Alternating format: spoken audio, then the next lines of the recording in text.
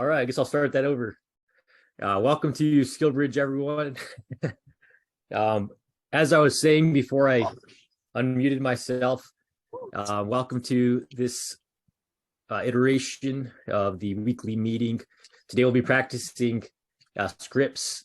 And one thing to keep in mind when you're calling people is to make sure you're not on mute, like I was doing.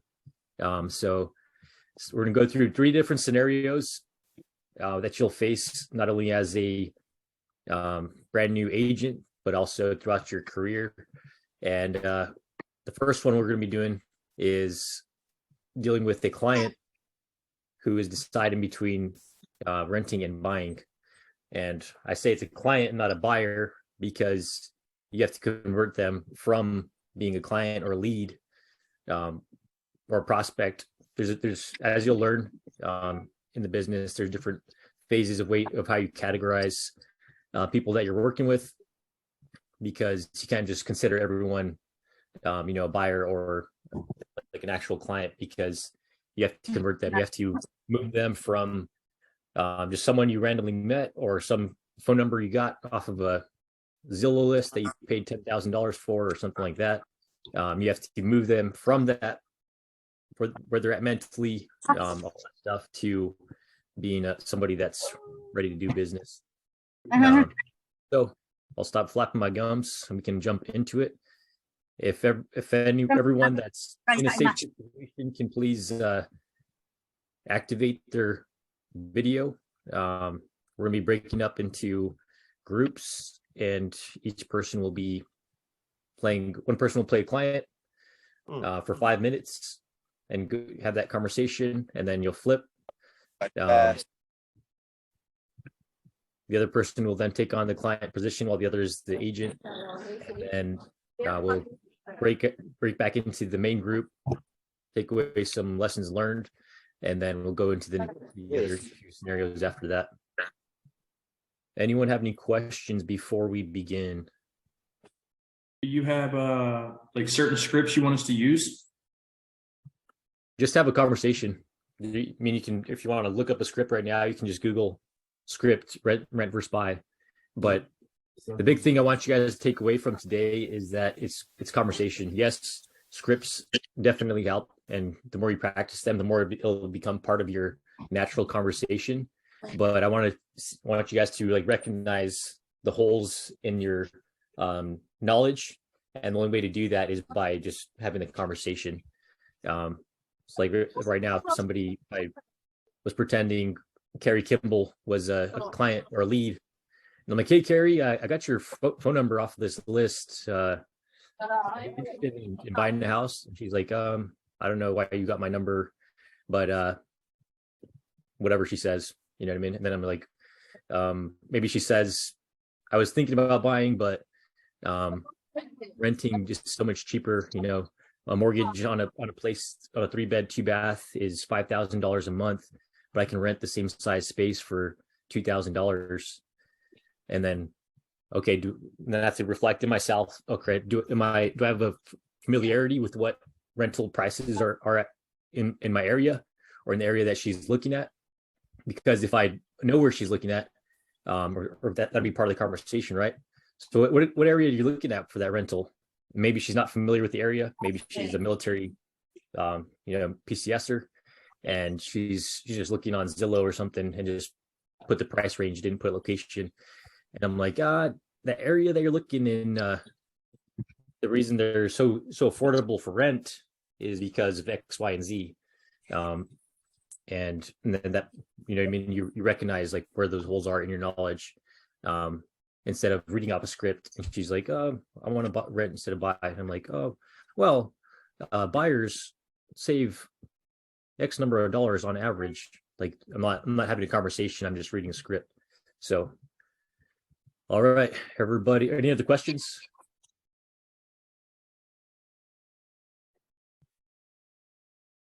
All right. And I'm just going to share my screen real quick just to show you the little scenario. Actually, I'll just drop it into the chat box. Sorry, is it okay? I shared the link script in GGU. Okay, awesome. But yeah, ideally just rely on what you already know. Just have a conversation with the person. So in the chat box, I just dropped the, let's see, Justin Smith said he sent me a DM on Zoom. Sick with pneumonia, would I be able to sit out on this or just observe? Yeah, it's fine, Justin. I'll break up the groups into groups of 3 or 4, so then that whoever that third person is can observe. All right. Yes, I just dropped the scenario for session 1. So person is deciding between renting and buying. Agent is helping the client decide between renting and buying. So one person's going to be the client. Put yourself in that client's shoes.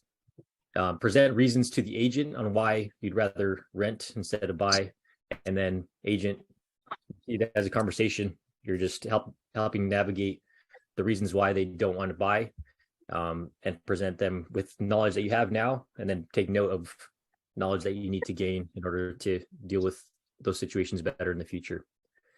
All righty.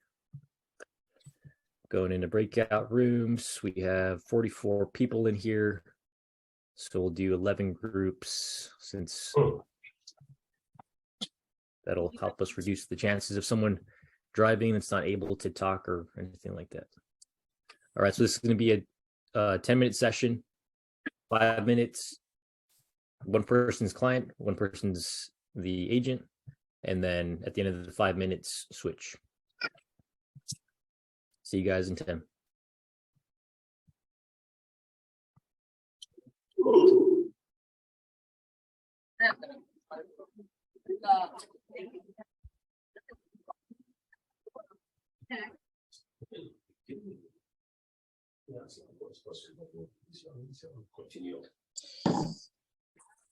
All right, welcome back, everyone. What'd you guys think? It's sorry. I'm sorry. No, go ahead. Was that 10 minutes? Are we brief shuffling? Or was that So it? that first session was 5 minutes, but it was groups of 10. And then the second session was another 5 minutes, groups of 4. And then, yeah, we're just going to reflect on what we learned from that scenario. And then we're going to jump into the next one for 5 and 5. Okay. What do you think, Jenny? Hi. What'd you think? Oh, what did I think? Yeah, so the first time I went, I think I was paired up with John. I kind of just freeballed it because me and my accountability partner, we call each other once a week and we do broker scripts. No, I'm sorry, not broker scripts. Agent scripts. And then I went with Trinity, I think her name was Trinity. She did hers and it was pretty good. So Did you learn anything? Anybody else? Charles? It's different talking to people about the rent versus the buying. It was something I hadn't really thought about until you brought it up today. I'm going to be honest with you. It's like, without knowing the market where everybody is, we did very generic, like points, if that makes, you know what I'm saying? Like, it's easy to focus on, like, hey, you can build the mortgage here versus the rent, but without being able to really compare like average payments versus average rent for the area. But I mean, I'm sure that that's a skill that comes with like actually being in the field doing the job more than sitting here talking to somebody on a screen. But yeah, it's definitely, it's a huge help. Like, it's a lot better than doing nothing, if that makes any sense. Like, I enjoy the scripts a lot. Yeah, definitely. Because even though the person you're talking to right now is not an actual client, it feels it's a real person that's presenting, things that you're not thinking about, and pointing out those holes in your knowledge and understanding, and just the words that you have to explain to them how to overcome whatever setback they're facing that's keeping them from wanting to buy. What else?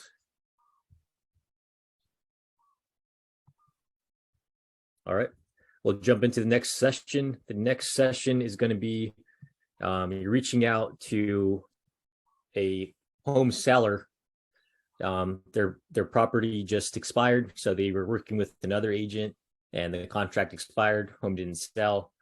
So I just dropped the situation in the chat box. So the client, put yourself in the shoes of the home seller. Like, explain to the agent that's calling you why your home didn't sell, and then the agent will be trying to navigate how they can get their home sold, and why they can do a better job than the other agent.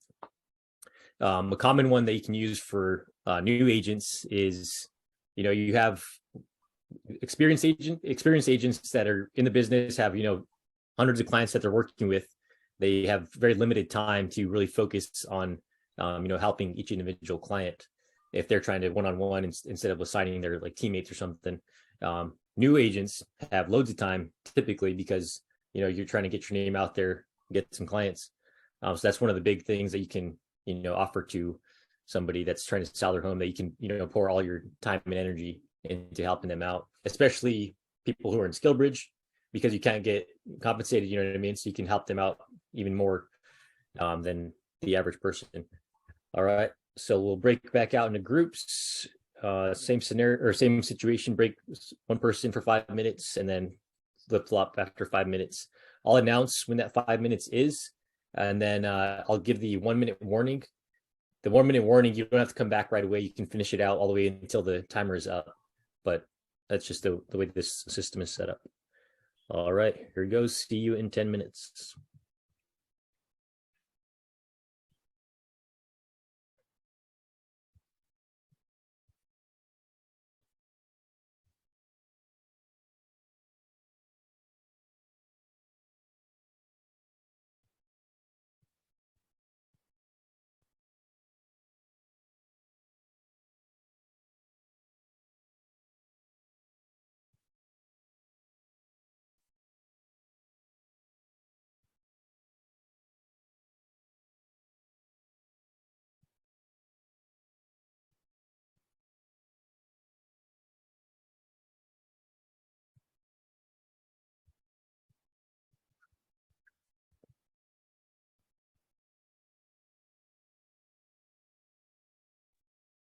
All right, how'd it go?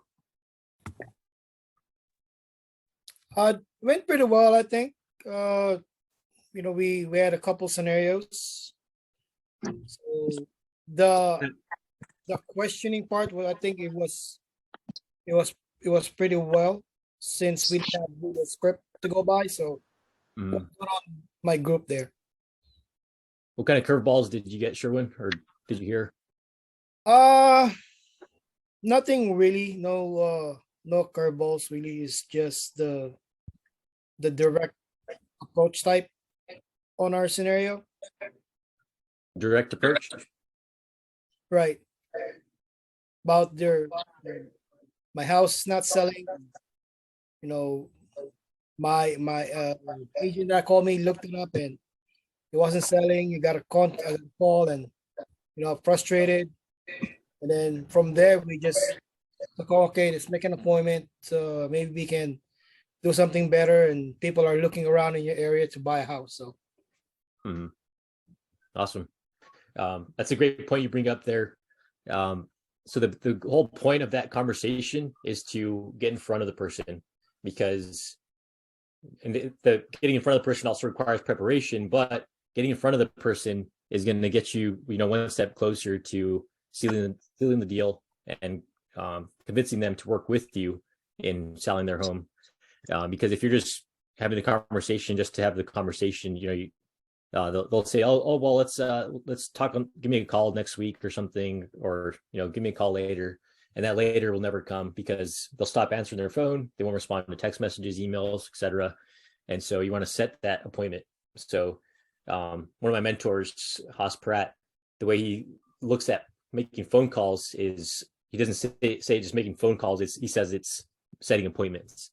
So your goal should be to set appointments, whether the scenario is buy versus rent or expired listings, or like the next scenario we're going to jump into, for sale by owner. The goal is to set an appointment to get in front of that person so you can establish that connection and then move on to the next step of either listing their property or helping that buyer with shopping around for homes.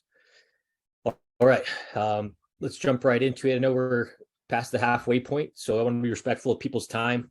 I'll give a little 30-second grace period here. If you have to something else you're obligated to go to, you can go ahead and leave the meeting. And if you want to stick around for this last training session, we'll be going over for sale by owner, dropping the scenario in the chat box. So for sale by owner, referred to in short as a FSBO, FSBO. So, you know, a homeowner that's maybe it's a retired realtor, or a lot of times it's just somebody that's, you know, tech savvy or something like that, and they think, oh, all a realtor does is just put my house on the MLS. That's all I do. So I don't even need that. I can just advertise it. It'll be on Zillow, and I can save 6% instead of having to pay realtor fees. So that being said, we'll jump into it. One person is the client, one person is the agent, and see you guys in 10 minutes. We have 25 people remaining, so we're just going to do 5 groups.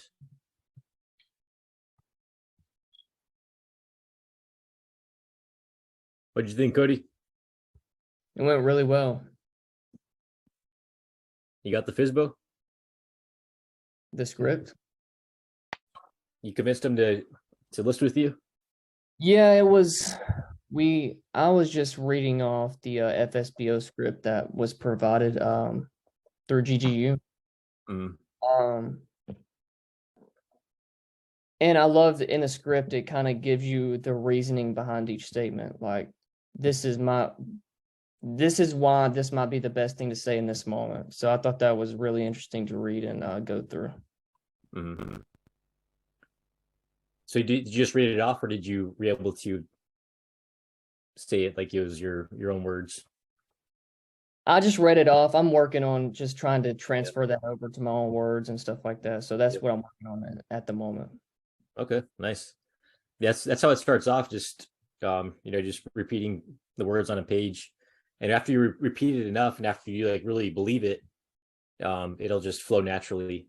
You know, like the little diagram I showed you guys a few weeks ago about like the equity you can walk away with after 3 years if you buy instead of rent, like all that stuff. Like at one point it was like a very robotic, like, oh well, if you look at this number and consider this line here, but now it's just like this, and I throw in my own little personality, and you can make up little jokes to go along with it, stuff like that. And then the more confident you seem when you're doing that, the more the client is going to be on board with whatever you're saying. Any other contributions? Anything else people learned? I have a question. Go ahead. So if you were to bring a buyer to them, like a serious buyer, how would you get the seller to pay for you? Because or how does that work? Because technically you're not their listing agent, you're just bringing them a buyer to the table. So they would have to agree to pay whatever percentage commission you're asking for. That's what we were trying to figure out, was because I was like, if you bring them the buyer, there's the fact that seller usually pays closing and pays commissions and all that. That's just, there's no law, there's no regulation for it. So the buyer has they're like, thanks for bringing me the buyer, but I'm still going to do it for sale by owner. You and the buyer can work out your commission, but there's no obligation on my end as the seller to do it if I'm for sale by owner. Yeah, exactly.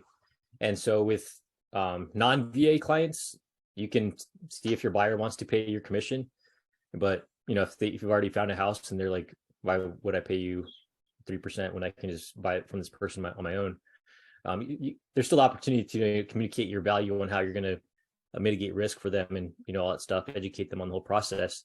But with VA buyers, you cannot, even if the buyer was like your best friend and like, yeah, I definitely want you to get paid, you've helped me so much, and I want you to go through this process with me.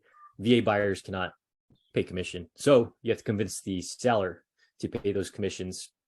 One of the techniques to get them from for sale by owner to paying the buy side commission and then to paying both commissions is, you just ask them, So you're telling me if I brought you a buyer, qualified buyer, that you wouldn't pay 30% commission?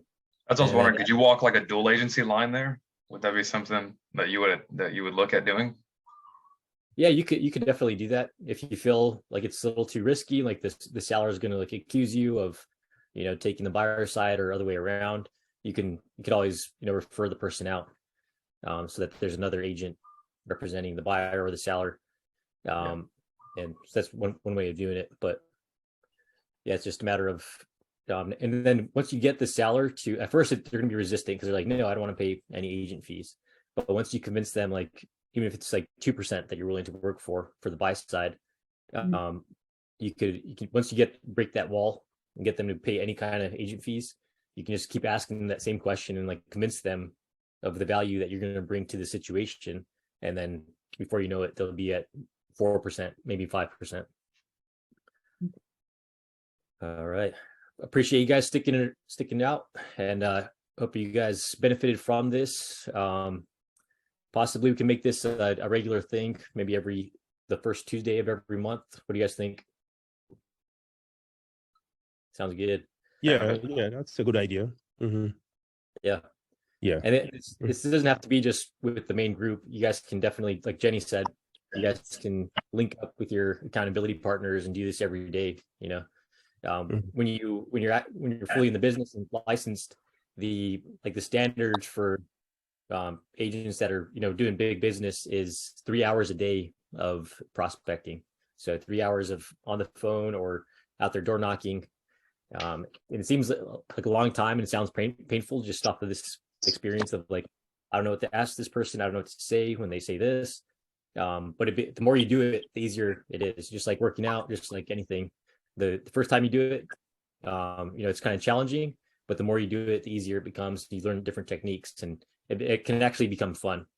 One random thing I wanted to share with you guys, little piece of advice.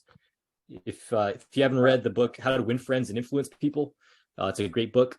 And the like prospecting specific little nugget I wanted to share with you guys from there is smiling. So when you smile and you're smiling and you're talking on the phone, you can hear it in the person's voice.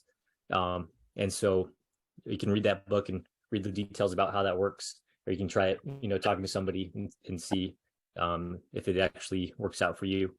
And yeah, that was it. Thanks for coming, and hope you guys have a wonderful day, rest of the week. Feel free to reach out if you have any questions. Aloha. Take care. Thank you. Thanks a ton.